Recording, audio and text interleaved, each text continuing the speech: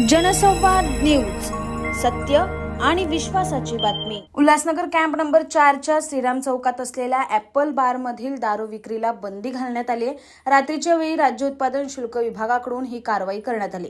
दारू विक्रीसाठी ठेवलेल्या फ्रीजरला देखील पोलिसांकडून सील करण्यात आले।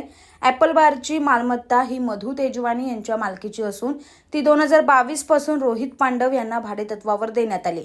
त्यानंतर 2024 साली भाडे करारनामा हा संपुष्टात आलाय, परंतु सदर चालक हा भाडे देत नसून हॉटेल ही खाली करत नाहीये। याविषयी तेजवानी यांनी पोलीस ठाण्यात तक्रार केली। हॉटेलचं लायसन्स मधु तेजवानी यांच्या नावे असून त्याची मुदत संपलेली आहे। याविषयी राज्य उत्पादन शुल्क विभागाकडे त्यांनी तक्रार नोंदवली होती।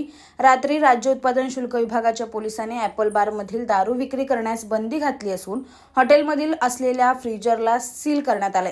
आता या प्रकरणी मधु तेजवानी यांनी पोलीस उपायुक्त सचिन गोरे आणि राज्य उत्पादन शुल्क विभागाला अर्ज देऊन सदर मालमत्ता हडप करण्याचा डाव असून योग्य ती कारवाई करण्याची मागणी केली। ये प्रॉपर्टी है, रेंट पे दिया हुआ है, हम लोग ने दिया है, पांडव को है, मगर ये नितिन बीच में पूरा कचरा कर रहा और इसका कोई बीच में हमारे साथ एग्रीमेंट नहीं है। हमको बेवजह का परेशान कर रहे हैं, भाड़ा देना बंद कर दिया है, एग्रीमेंट खत्म हुआ, एग्रीमेंट भी पूरा हुआ है। ये हमको बहुत परेशान कर रहे हैं और टेरिस पे हमारा काम है, तो ये हमको टेरिस पे नहीं जाने दे रहे हैं। इनका उधर कोई वास्ता नहीं। तो आपने अभी कंप्लीट किया था तो क्या पहले तो कुछ एक्शन नहीं लिया हुआ, अभी एक्शन लिया है इन्होंने। जब हम लोग ने लेटर पे लेटर भेजे हैं। पुलिस एक्शन में नहीं है सर, काय सांगणार? अनुक्त याचिका मधु तेजवानी यांनी दिलेला विनंती अर्ज अधीक्षक राज्योत्पन्न ठाणे त्यानुसार निरीक्षक राज्योत्पन्न उल्हासनगर नगर यांच्या विभागाने आज रात्री त्यांच्या विनंतीनुसार मद्य विक्रीचे व्यवहार बंद ठेवण्याबाबत त्यांनी विनंती केली होती, तर ते व्यवहार बंद ठेवण्यात आलेले आहेत।